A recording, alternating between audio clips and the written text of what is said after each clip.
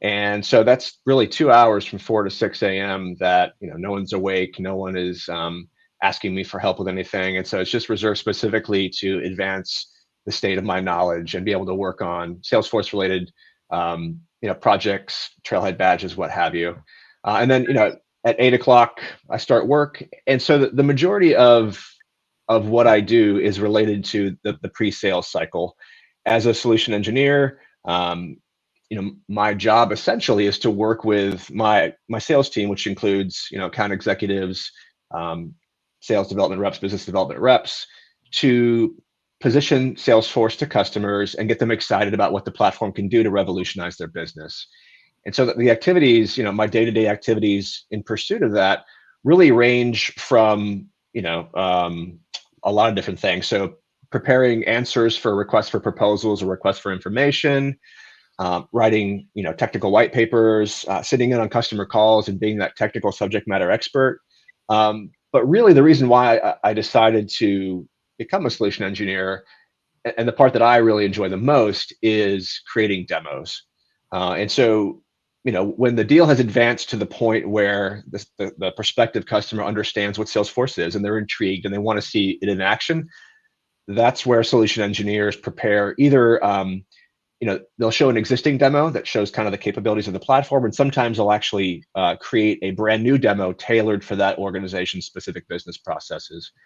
And so, for someone who, like me, likes to build, likes to be creative, likes to continually learn, that's really the joy in my job, because I have free reign, within pretty broad guidelines to be able to create whatever I want to create to show that prospective customer what we can do for them, how we can, digitally enable their workforce, with process automation, advanced analytics, that sort of thing. So that's the fun part. Wow, that's quite amazing, David. I think, for creative brain like you, it's very important to, kind of keep on doing some things and building things after the other. So I think that's amazing. Thank you. Yeah, it's a fun So job. yes, it is a fun job because you're not doing, like, you are kind of doing same things, but you're also not doing like same things every day, because you have to keep on thinking creatively and kind of staying on your toes all the time. Yeah, exactly. And throughout, my relatively short career, like I said, I've only been doing this for about 3 years. I've sought out those roles where I constantly have access to new problems, new business problems, and constantly have the ability to leverage different aspects of the platform, different products, to be able to solve those. Because I think, the two things that I'm most passionate about, and I think that's probably true for a lot of folks in the Trailblazer community, are, continuous learning and problem solving. And so as long as I can keep doing those things, that keeps me happy. And certainly as a solution consultant prior to my current role, where I built out implementations for customers, that was a great way to really rapidly learn about the platform and be able to build across the range of products. And now as a solution engineer, I get even more access to all the different clouds and products that I can pull from to create innovative solutions. And so it's just, like I said, it's a lot of fun. I enjoy it. That's amazing. So I just wanted to ask, were you always interested in technology, or you have recently kind of gained interest in technology? And another thing is, what does a lead solution engineer at Salesforce entail? Like, what are your responsibilities? Sure. Yeah. So no, I mean, to answer your first question, I was not always interested in tech. As part of, I guess, as part of my transition process, I knew that I wanted to do something different than what I had been doing the previous 20 years, which was, in the Navy, and related obviously to government work. And so, I really stumbled upon Salesforce as part of my transition process. But once I dug into it, I found that in the Salesforce platform, and especially in Trailhead, which is, Salesforce's learning platform and learning system, I found that it enabled me to really perform all the activities that I was passionate about. So like I said, problem solving, creating and improving processes, organizing and displaying information in dynamic ways, and then presenting that to someone. And so unbeknownst to me, at the time, that was the perfect career for me. And as I dug more into it, it became more clear, and that's when I decided to pursue it. And I think we're all familiar with the Trailblazer community and what a unique resource that is in, not only within our industry, but in any industry, where you have such a supportive community that is generous and gives back and reaches out to, without even knowing someone, help them and help advance their career and help advance the state of their knowledge. And so having left the military and looking for, a supportive community because I was leaving one, I found that in the Trailblazer community. And so that really sealed the deal for me and convinced me to pursue, careers in the Salesforce ecosystem. And so it wasn't really so much a love of tech that got me in. It was, a love of discovery, of learning, both of which Salesforce lets me do. And then, that the community, which has just been so supportive and reinforcing as I've progressed along my career. And that's led me to give back to it so I can continue to, to help the Trailblazers that are following behind me. I guess to answer your second question, like I mentioned, solution engineers come in to the left of the sales cycle. And so, as I mentioned, I used to be a solution consultant, and that's to the right of the sales cycle. And so what I mean is, like, as a solution consultant, being post-sales, I'm handed a statement of work, and I work with the customer to build out user stories and to build an implementation for them on the Salesforce platform, but it's constrained by that statement of work, because it has to be. That's what they've agreed to. But as a solution engineer, being on the left-hand side of the sales cycle, meaning that it's before the sales taken place, and I'm trying to convince them to buy Salesforce and our related products, I'm less constrained. There's no statement of work. There's just whatever business processes they have, whatever pain points they have, and I can take that and then build a solution, without really staying within the lines, so to speak. I can leverage more, I have more access to leverage different products and use my imagination and creativity skills more. And so that's really what it's about. And so apart from the things that I've already mentioned, which are, technical, writing technical white papers, being that subject matter expert, building demos, it's really about building relationships. And so and if you think of it, every job has internal and external customers.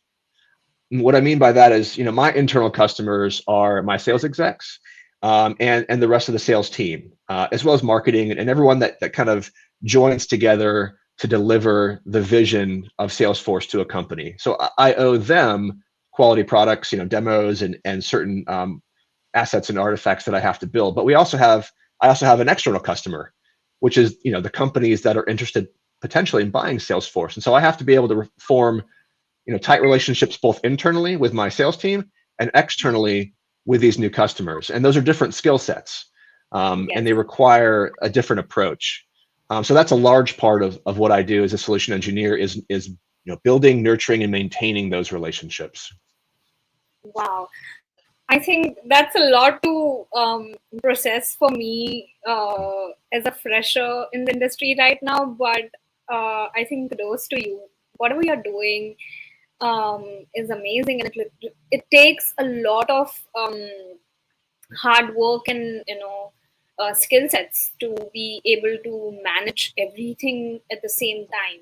And going back to your first answer about the Salesforce community and the Trailblazers, I completely resonate with what you said. Salesforce is a huge community, and we will be talking about how Salesforce community can uplift and it can help you to enhance your career in the later part of the life.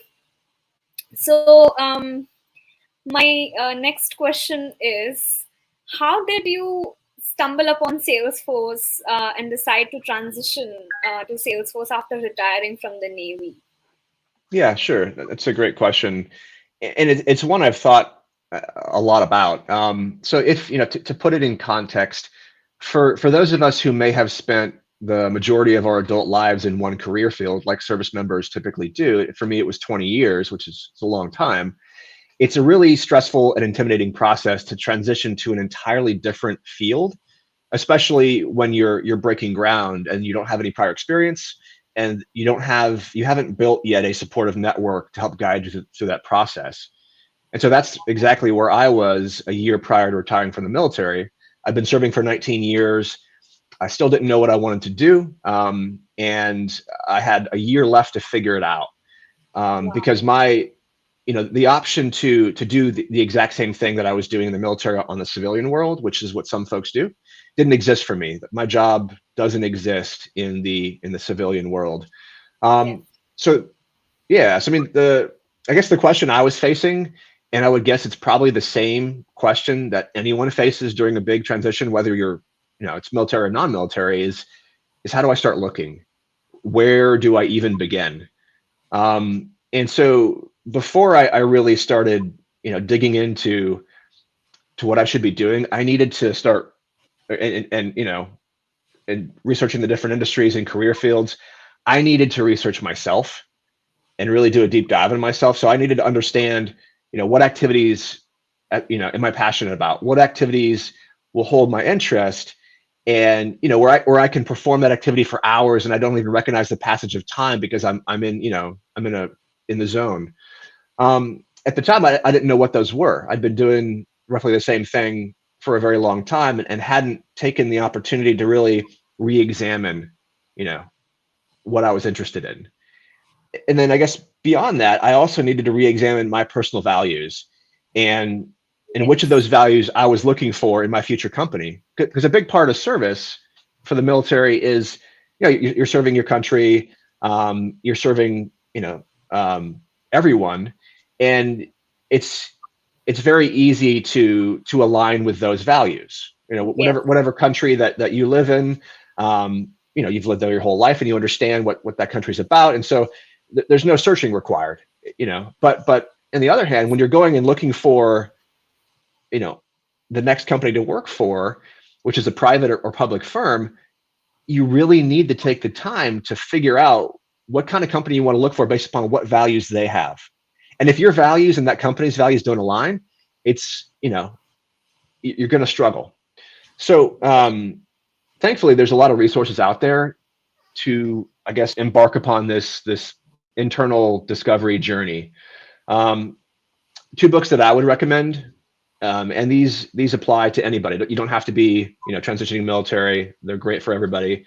Are What Color Is Your Parachute? And Designing Your Life. And so What Color Is Your Parachute? That first book really, it helps you understand the type of work that you resonate with, that resonates with you. And it helps you understand your values so that you know what type of company to look for. And the second book, Designing Your Life, encourages you to think outside the box and not simply accept a career. For me, it taught me not to accept a career similar to my military service.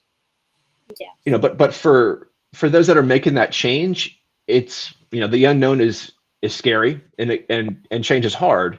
So it is tempting to pick a career that's very similar to your previous career instead of, to put it in trailhead lingo, blazing that new trail.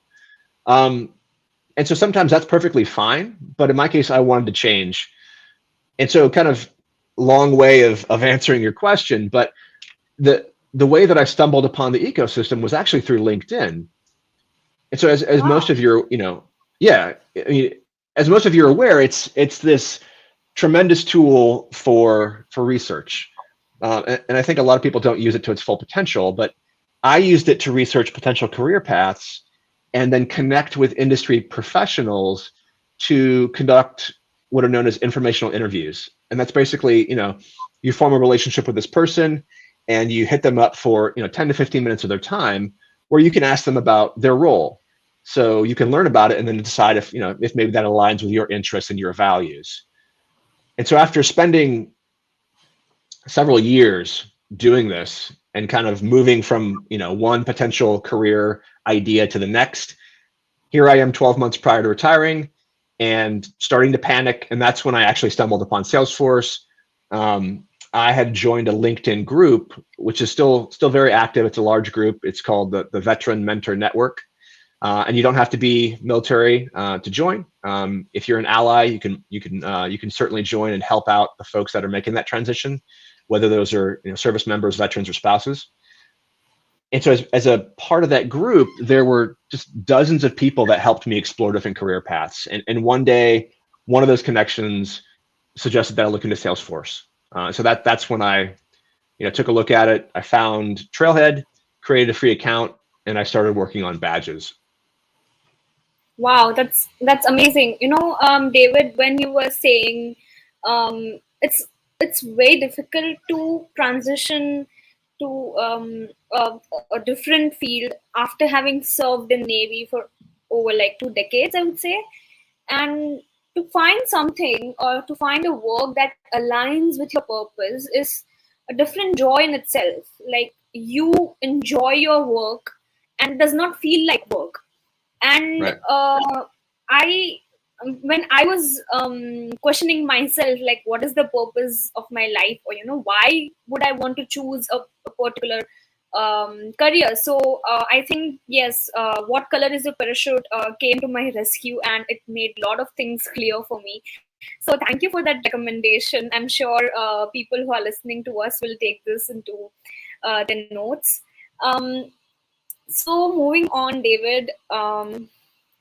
So what exactly is Salesforce Military, and how is Salesforce supporting veterans to have a career in Salesforce? Like you said, Salesforce is a huge community, and the best part about Salesforce is that everyone in the community is always looking for helping people, like answering questions or giving guidance on various topics.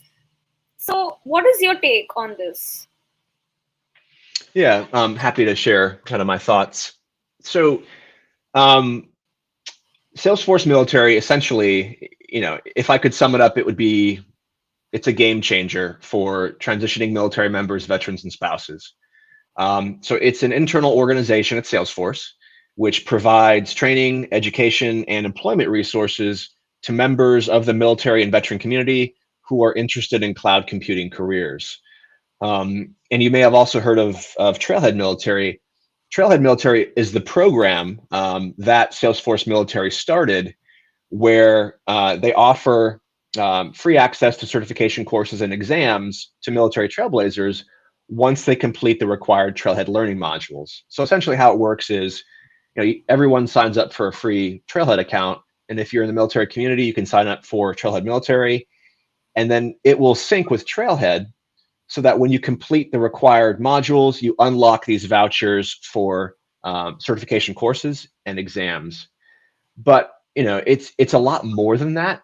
Salesforce Military has spent a lot of time developing this program, and so it also includes access to an online community of nearly 40,000 other military trailblazers who essentially all collaborate together to support each other during their professional journeys. So if you think about the Trailblazer community at large, which is 14 million users, the military Trailblazer community is similar, just very obviously smaller. And there are numerous chatter groups in the military Trailblazer community where members can network to form study groups. They can announce upcoming social and learning events and spread the word about volunteer and employment opportunities at the companies that they work at.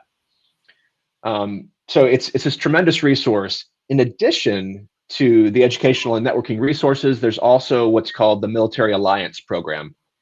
Okay. And so what that is, it's a program that guarantees interviews at over 300 top companies for Trailhead military members who earn their admin certification. Wow.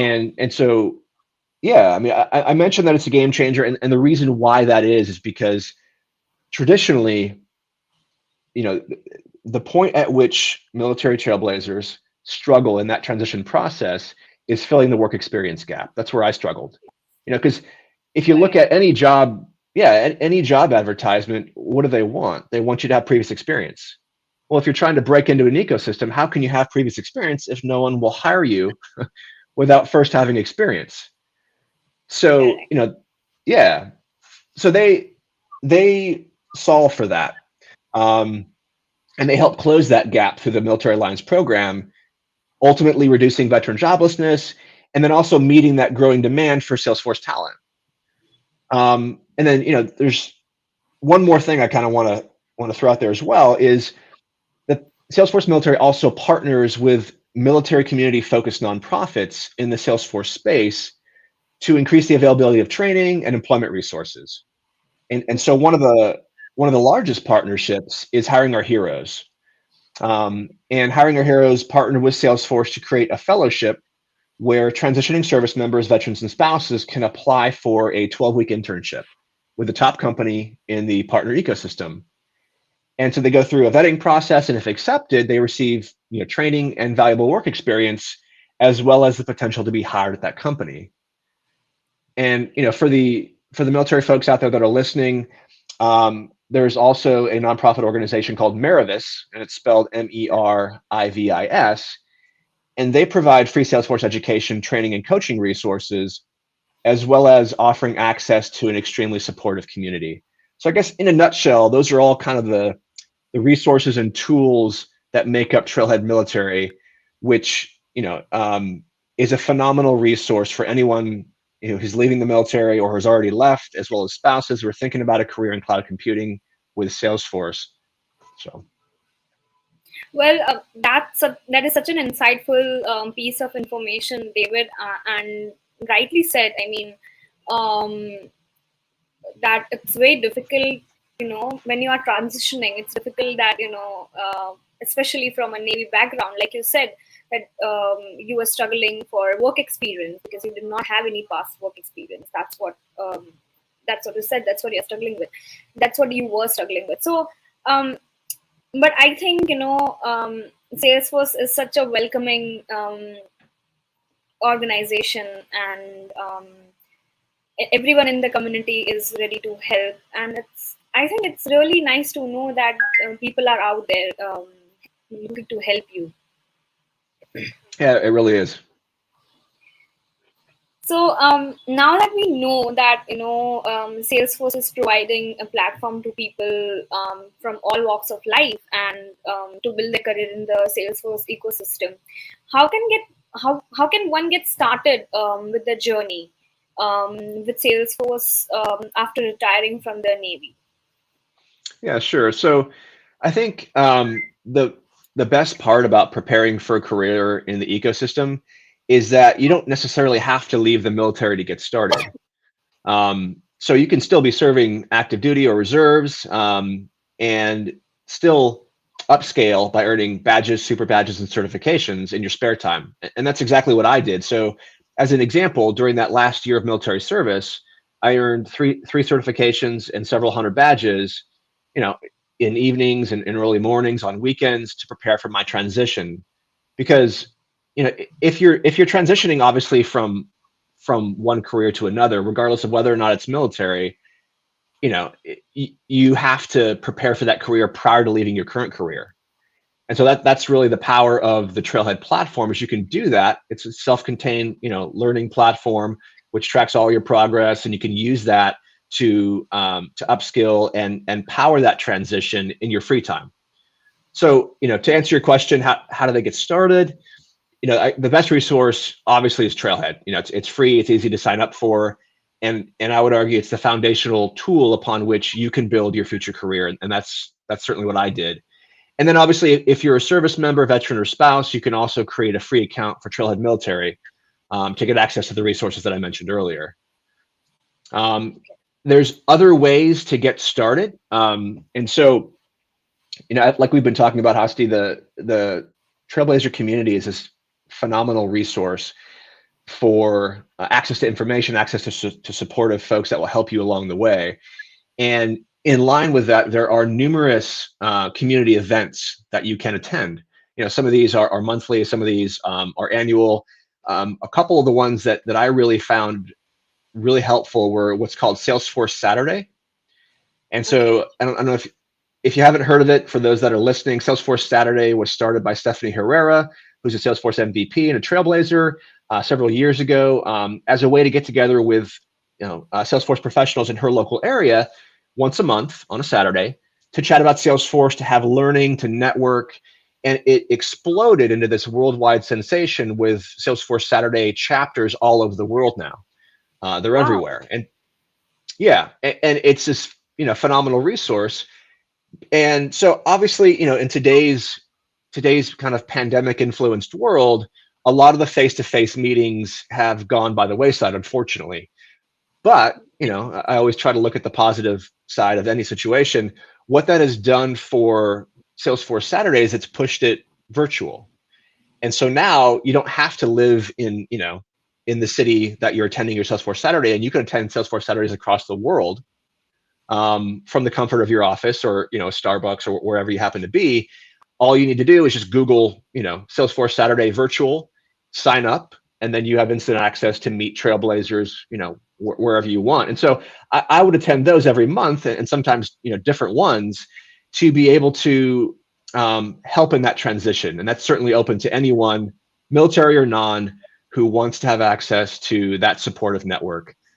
There's also developer groups, and there's admin groups and user groups that you can search for as well.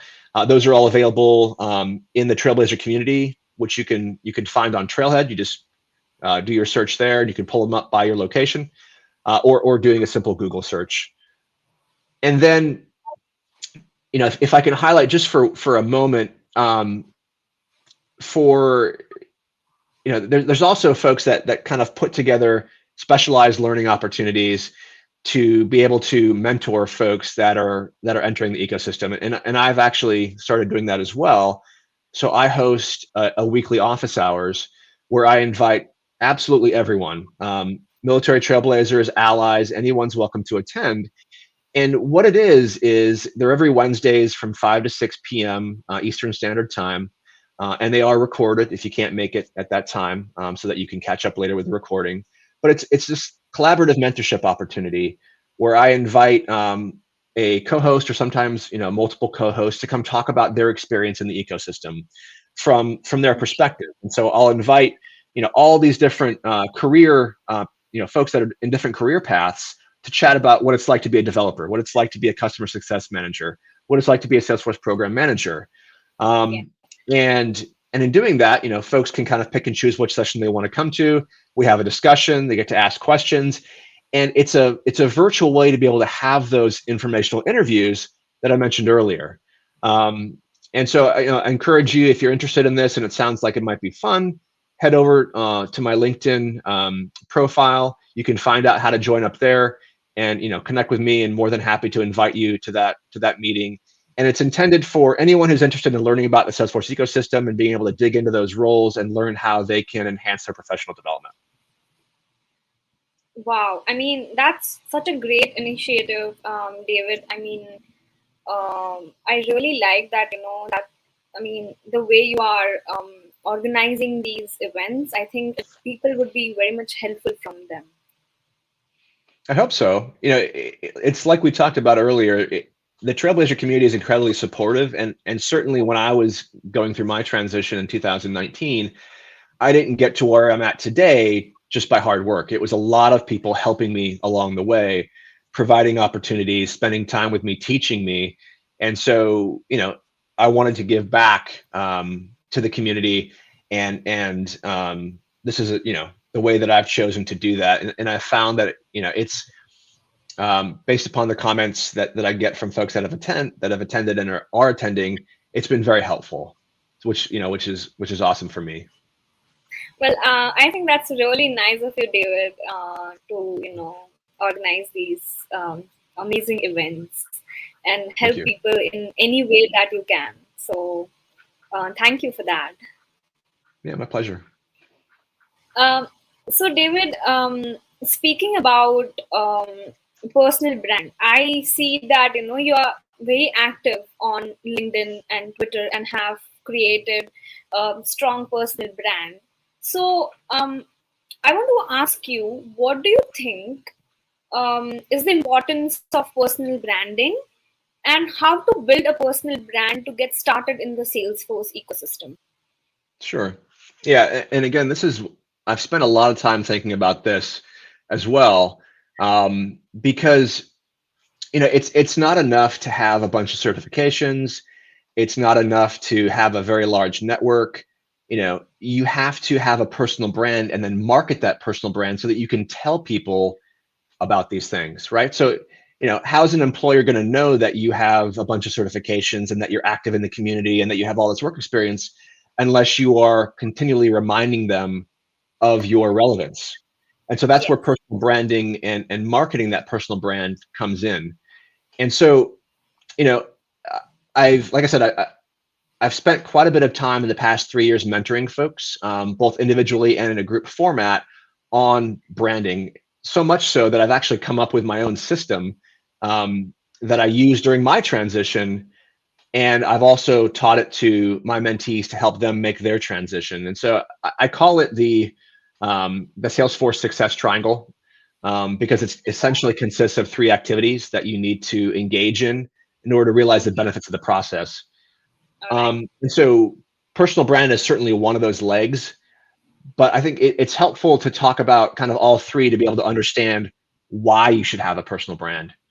So, if we're looking at this, if you imagine this triangle, the first leg or the first activity is continuous education and training. So as in the business of innovation, which we are in tech and especially Salesforce, if you stop learning, you're standing still and you can't maintain your relevance in the ecosystem. And so you always have to be learning and you always have to be advancing the state of your knowledge. And thankfully, Trailhead provides you with excellent resources to do that. Badges, super badges, and certifications.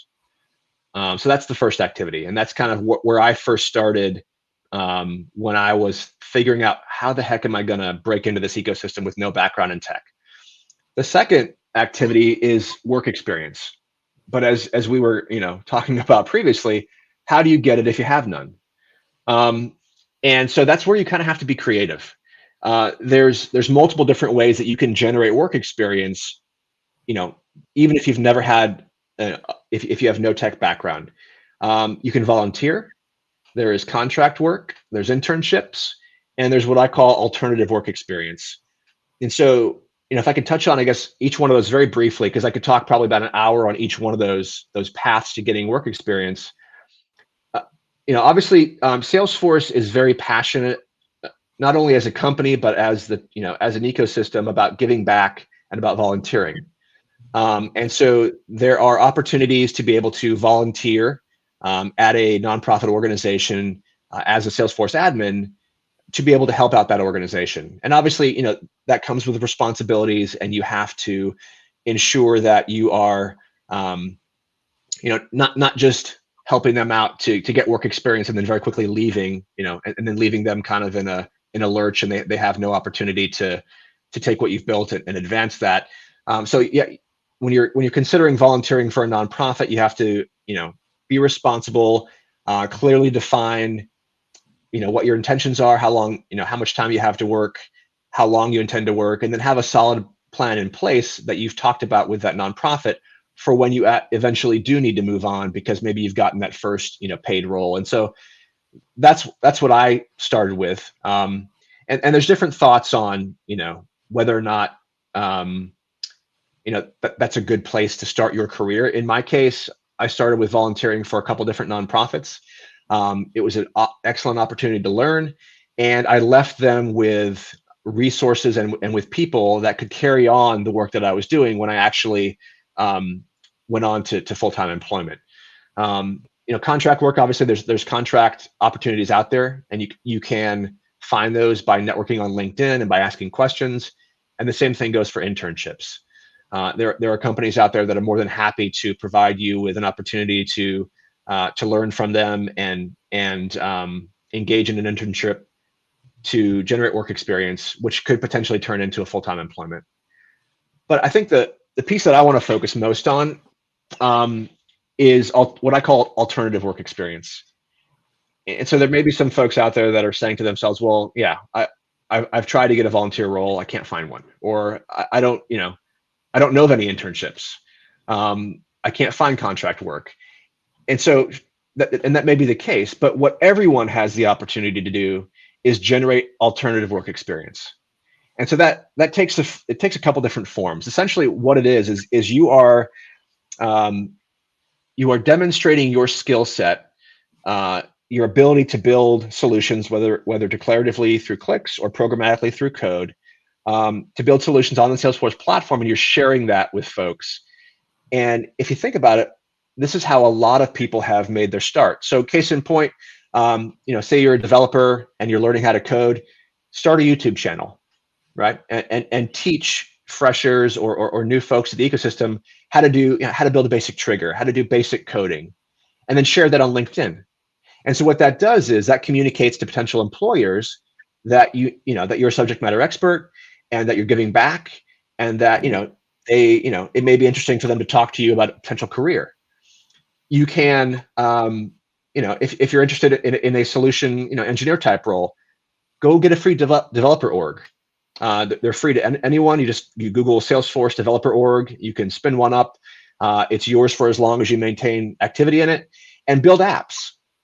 Take some of the phones that you use or take some of the apps that you use on your phone, whether it's for managing your finances or managing your workouts, whatever. Build those in Salesforce and then share those on social media. And what that tells potential employers is that this person can build full-scale solutions on the platform to solve common business problems. And another great, and I'll kind of close this piece of the triangle with one more example. Salesforce Trailhead has a phenomenal trail for building your professional profile. And what that is it's a Experience Cloud site that you create to share your resume, share your work experience, share whatever it is you happen to be doing professionally. And so if you go on the Trailhead, you can find the Experience Cloud trail that helps you build a professional profile. It's also on my LinkedIn profile. And so what I did as a way to kind of show my mentees how this was possible is I followed the trail. I built my own Experience Cloud site and then shared that with them. And that is a phenomenal way to communicate to employers, not only, hey, here's my resume and here's my work experience, but it's an innovative way of showing them that you can also build on the platform because you've created this functionality in Experience Cloud, which means that you have that experience doing so. That's kind of alternative work experience in a nutshell, and how you can generate interest from employers without actually having those formal work opportunities. But to directly answer your question about personal branding, and that's the third leg of the triangle. So, I would argue, in pursuing a career in the Salesforce ecosystem, it's probably the most important because, like I mentioned, you can have a ton of certifications, you can have a ton of work experience. If you're not communicating it to employers, they're not going to know, and they're not going to offer you opportunities. And so, I guess it's probably helpful to understand what a personal brand is before I talk about branding. So if you think about it, and you can Google it, and there's multiple different definitions, but essentially what a personal brand is it's the unique personal and professional characteristics about yourself that communicate value to an employer, and you decide what that is. So for my transition, because I had to actively think about, gosh, what is my personal brand and how do I sell it? Because that's what you're doing. You are the product, and you are selling your skills in the marketplace to employers to get a job. So my personal brand centered around the fact that obviously I'm at the time I was going to be a soon-to-be veteran. So I've got this career service. I'm a leader. I'm a hard worker. I'm very good at being flexible because I've been doing that for the past 20 years. I can manage programs. I can do whatever you tell me to do. And so that was kind of what I focused my branding around. Those were the unique personal, professional characteristics that I was trying to sell, if you will. But you can't just tell people what your personal brand is. You have to show them. So I couldn't just tell people, hey, I'm a super hard worker, hire me. I had to show them. And so that's where marketing comes in, right? So once you have your personal brand, once you have this identity that sums up who you are in the professional community, you have to market it. You have to sell it. And the way that you do that is you create content and you push it into marketing channels. And so, what do I mean by content and what do I mean by marketing channels? There's numerous different channels you can use to share your content. I happen to choose the three that I felt would be most impactful for entering the ecosystem. And those to me were and still are LinkedIn, Twitter, and the Trailblazer community. So LinkedIn, obviously, because it's the premier professional networking site on the planet, you can't really argue with that. Twitter is kind of the social place for Salesforce professionals. It's the social language, that we all use, and so that's where you go to build your personal brand. Not so much on the professional side, that you can, but on the social side. And then the Trailblazer community channel, marketing channel, if you will, is where you kind of bring it all together, and you have opportunities not only to interact virtually like you would on LinkedIn or Twitter, but to interact face to face. And when I say face to face, I also mean like through virtual engagements like we're having right now. We are technically face to face. We're not chatting back and forth in an application. But having the opportunity to engage in the Trailblazer community through Salesforce Saturdays, through user group meetings, through admin group meetings and developer group meetings, that's where you tie all that personal brand together, and you communicate. You communicate with the folks that make up your network to really give them a sense for who you are, because it's hard to get that sense strictly from Twitter and LinkedIn. And so, okay, so you've got your personal brand, right? You're going to push it out through these channels. What are you pushing out? Well, you have to create content. And so that's where, in my experience with mentoring people on personal brand, that's where they struggle, because they're like, well, Dave, I'm a fresher, or I'm brand new to the ecosystem. I don't know a whole lot. How am I supposed to create content and get people excited about it when I started yesterday, or whatever, whenever they started? And I would argue it doesn't matter how little or how much experience you have. You can adopt what I like to call a crawl, walk, run methodology. So you start slow and you build. So at the crawl stage, and this is where I started when I knew absolutely nothing, I asked questions. So I'm building my network, and so part of that personal brand is, again, it's three things. It's building your network, right, through connections on Twitter, LinkedIn, Trailblazer community. It's working on your profile constantly, because people take a look at your LinkedIn profile. If they're a recruiter, when they're looking for folks to fill roles, they're going to look at your Twitter profile. They may even look at your Trailblazer community profile. So you always have to be working on your profile, making it professional, adding new content. And then it is the content piece, which kind of ties it all together. And so at the crawl stage, ask those questions.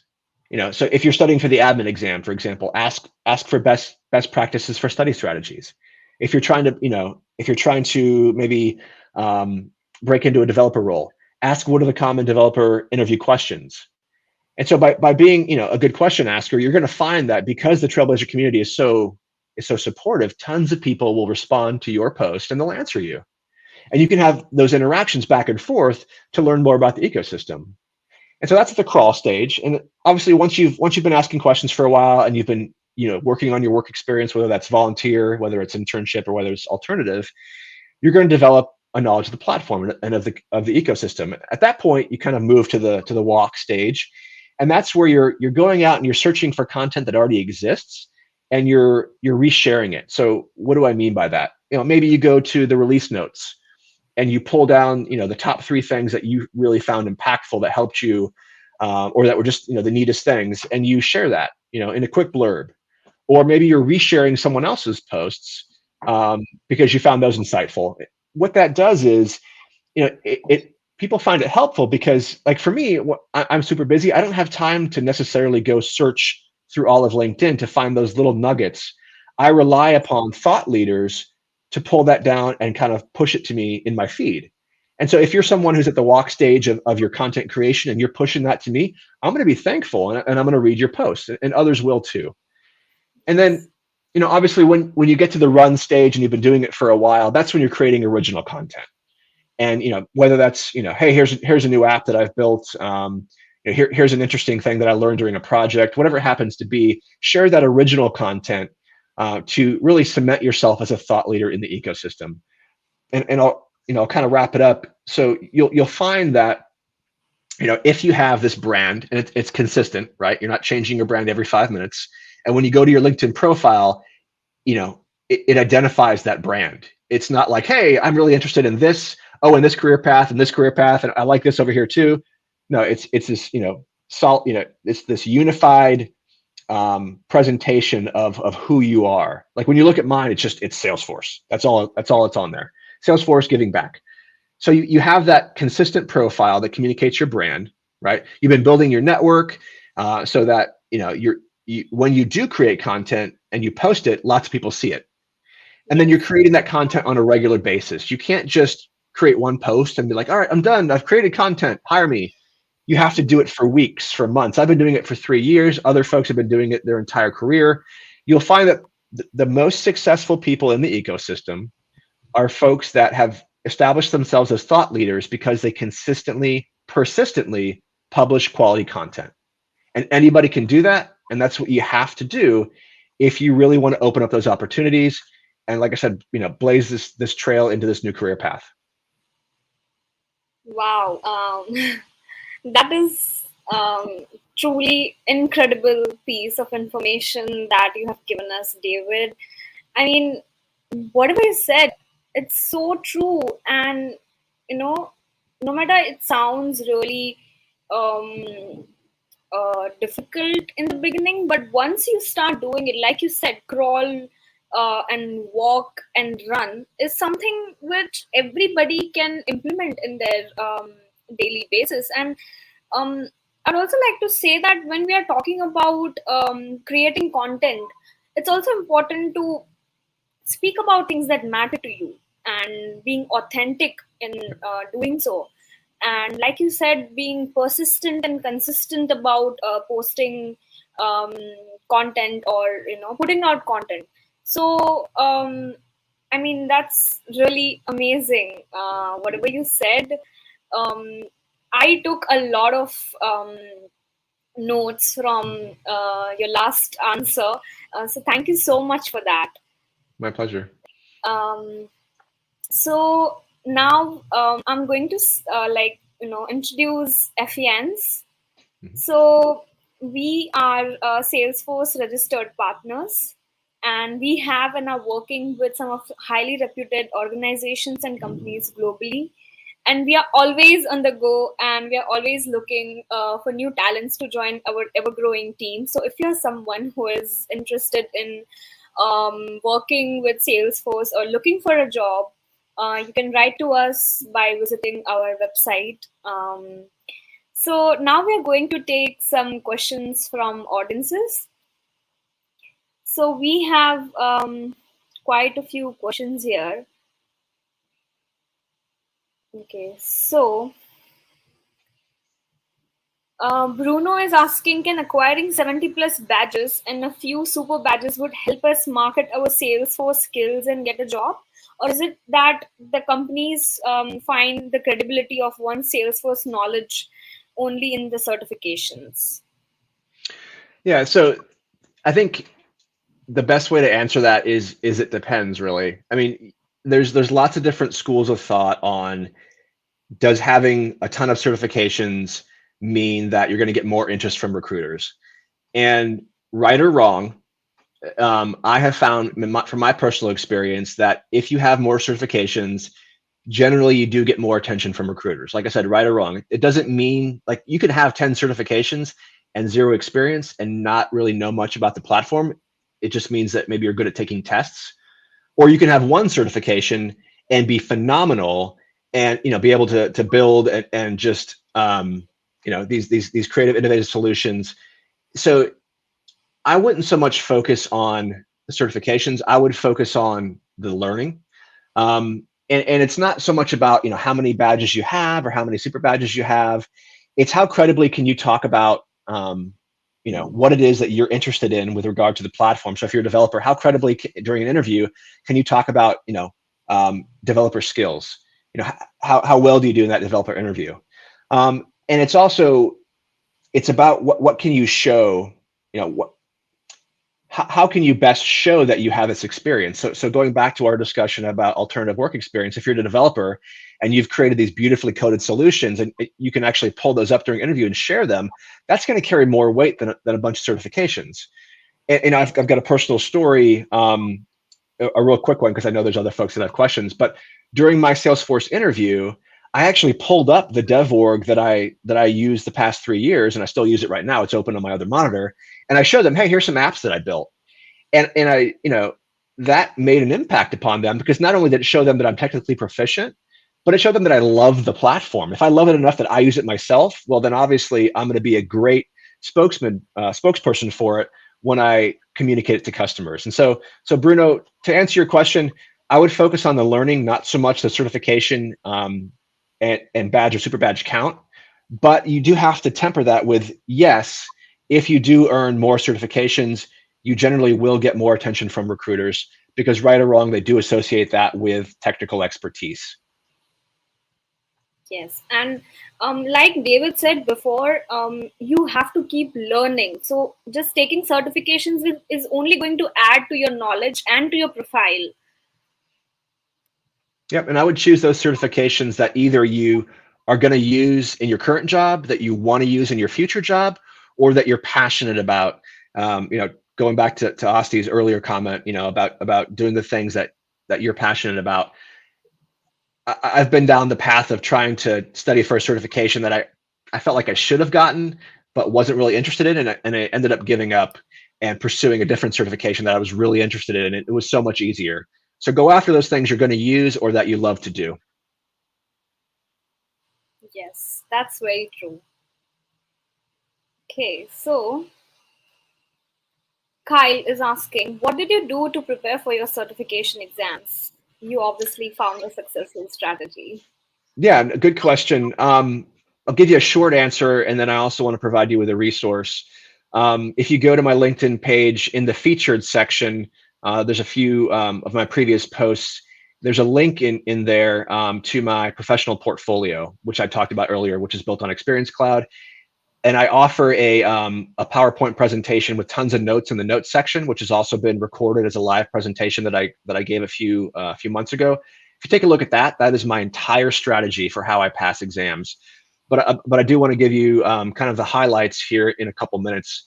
And so the big takeaways: you need to figure out what kind of learner you are. Are you visual? Are you auditory? Are you hands-on? Before you start diving into studying the material, figuring out what works best for you. And that applies not only to the type of materials, but where you're studying. Do you do your best work quiet area, noisy area, at group, home? Is it studying by yourself or with a group? Once you have kind of, you understand what your learning style is, then you can dive down into the specific strategy. And so for me, and that strategy is going to be unique to you, but what I have found that's really been helpful is, first, I use Trailhead to kind of get a foundation of knowledge about whatever that certification is. So let's use the admin exam, for example. I'll go through and I'll complete the admin beginner, the admin intermediate, and the admin advanced trails. And then I typically look to a third-party content provider to dive down really deep into the weeds. And so if I can make some recommendations, and I don't get any money from either one of these vendors, I just use them because I found success. Mike Wheeler Media and Focus on Force, which some of you folks have probably heard of.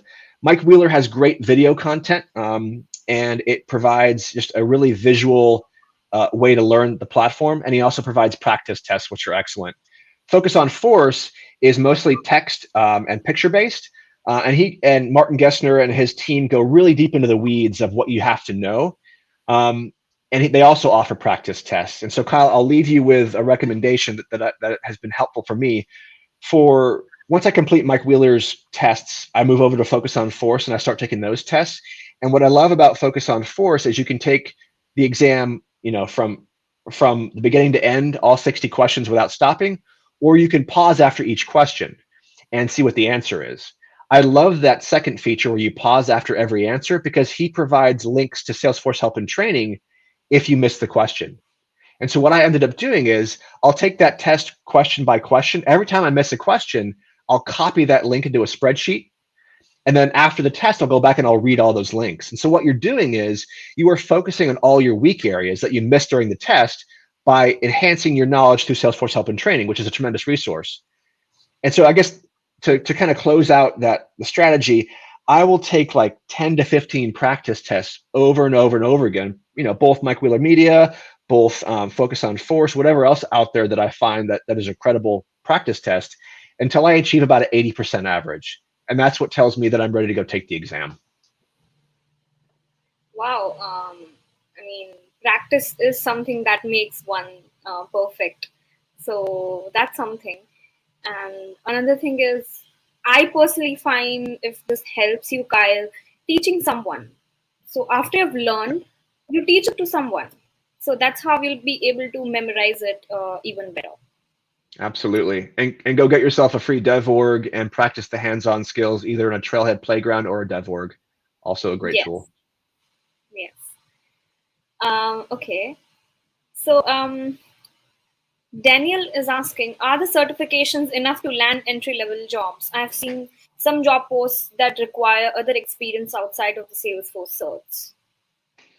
So it's really going to depend on that specific company and what they're looking for, Danielle. But I would say that when you're looking at different job roles and what they're asking for, you don't have to meet necessarily all of the prerequisites to be considered as a viable candidate for that role. Typically, when recruiters and hiring managers put out these job advertisements, all the requirements they list is like, if we had the perfect person, this is what this is all the skills they would have. Well, obviously no one's perfect and no one is necessarily going to meet all that. So they will take folks that have maybe 75%, 80% of the requirements. And so to answer your question directly, yeah, I think it's definitely possible to only have certifications and land those entry-level positions. But it doesn't hurt to go out and get a work experience too. And as I mentioned earlier, generating that alternative work experience by showing them that you've built apps on the platform, you've built this Experience Cloud site, that can only enhance your candidacy for these open roles. Yes, I think, I hope that helps you, Daniel. Um,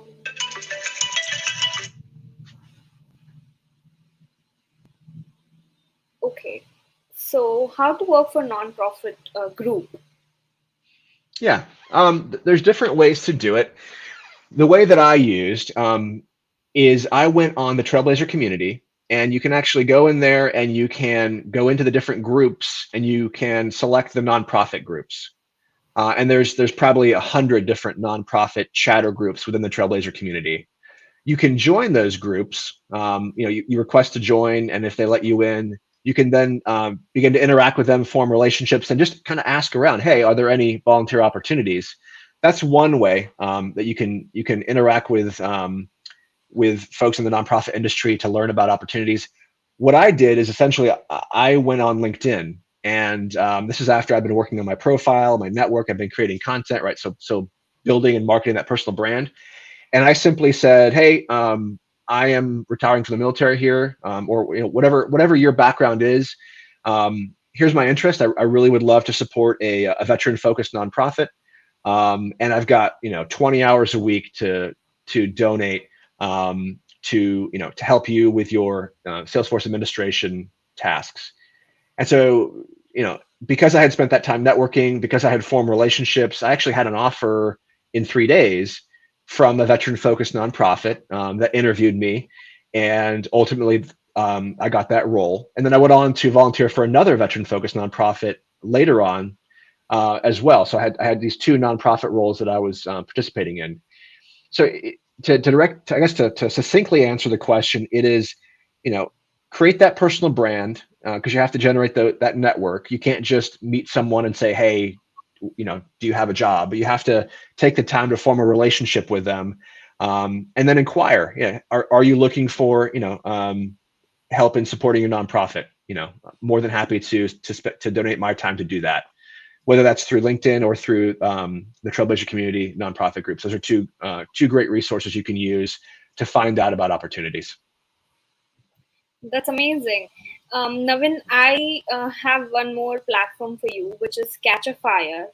Catch a Fire, you can go to Catch a Fire and you can sign up yourself, and there are so many nonprofit that you can help with, and you have to choose you have to choose what matters to you, or what in which topic, on which domain you would like to support,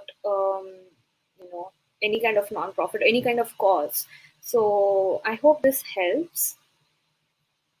I would just piggyback on that, Asti. Great response, by the way. To say that, have thoughtful conversations with whatever nonprofit that you're engaging with to understand what their requirements are, and you also want to communicate, like I mentioned earlier, what your timeline is. So if you can only help them out for 6 months, make sure they know that before they take you on, so that you're not leaving them, in the lurch looking for help after you leave. And so by understanding what their requirements are and having the collaborative dialogue, that will ensure both of your successes. Correct. Yes, it's very important to be honest and transparent right from the beginning. So thank you for that. Okay, so we have a question from Samantha. You mentioned using Experience Cloud to build alternate work experience. Is there a particular trail mix I should use? Yeah, I'm actually going to pull it up right now. I brought it up earlier. It's actually featured on my LinkedIn page. And let's see here. Here it is. Just take me 1 second because I want to give you the actual answer. It is called Build Your Personal Portfolio on Salesforce. So if you type that into the Trailhead search bar, you will find it's actually a project, and it takes you through 4 different units to create a portfolio, customize it, add pages, and then clean up and publish that. Independent of that, there's also a lot of other great content on Trailhead about working on your personal brand and how you can do that. So I would do some searching around, but that's the one that I use to build my professional portfolio. Okay, well, that's amazing, David. Thank you for that information. Of course. Okay, so within Trailhead, can you elaborate on using the project section within Trailhead to help solve problems and gain experience? Yeah, sure. So Trailhead is broken down into different types of, I guess, learning entities, if you will. There are modules, there are projects, and then there are super badges. Modules typically, you'll go through the content and there's a multiple choice quiz that you take. Projects, for the most part, mean that you actually have to spin up a free Trailhead playground and configure or code the solution. The difference between a project and a super badge, or a regular badge and a super badge, is for a project or for a module where you're configuring hands-on, they'll guide you through those steps. So they'll say, okay, configure this, create this field, name it this, and at the end, when you click to submit your work to Trailhead, they'll check it. They'll use code to check it and make sure that you configured it correctly. And if you didn't, you'll get this helpful error message. And if you did, you'll pass and you'll go on to the next unit within that module or project. But super badges are a bit different. Super badges present you with a business problem and all of the context, and they don't walk you through the process. So it forces you to take all the learning that you've been accumulating and solve that business problem on your own by configuring or coding solutions on the platform. And because it presents a business problem and asks you to solve it, you can think of super badges as resume-worthy credentials. So you can absolutely put them on a resume, and that's part of that alternative work experience that I was talking about. So if you tell an employer during an interview, someone who knows about the Trailhead platform, hey, I've got 12 super badges, or I just completed the Lightning Web Component super badge because I'm a developer, that's going to communicate value. That's going to make a statement. Okay, so this is something which is great, because when we are starting, maybe we can start with badges, and then to take it a notch higher, we can go for super badges and really check our knowledge. Absolutely. So that's amazing. All right, David, that's it for now. Thank you so much, everyone, for joining us today, and thank you, David, for for sharing your knowledge with us. And it was a pleasure having you today. And you have had an amazing journey so far, and you're doing so great. And to everyone who is watching, I'm following David on LinkedIn, and he shares amazing posts about various topics, especially about Salesforce and Salesforce ecosystem. So you can follow him and on LinkedIn and Twitter. And to all our audiences, we have really amazing and interesting live coming up next month. So if you have any questions, or if you have any topic suggestions about what you would want us to speak up next, please leave your comments in the comment section, and we'll take it from there. So thank you so much, everyone, once again, and thank you, David.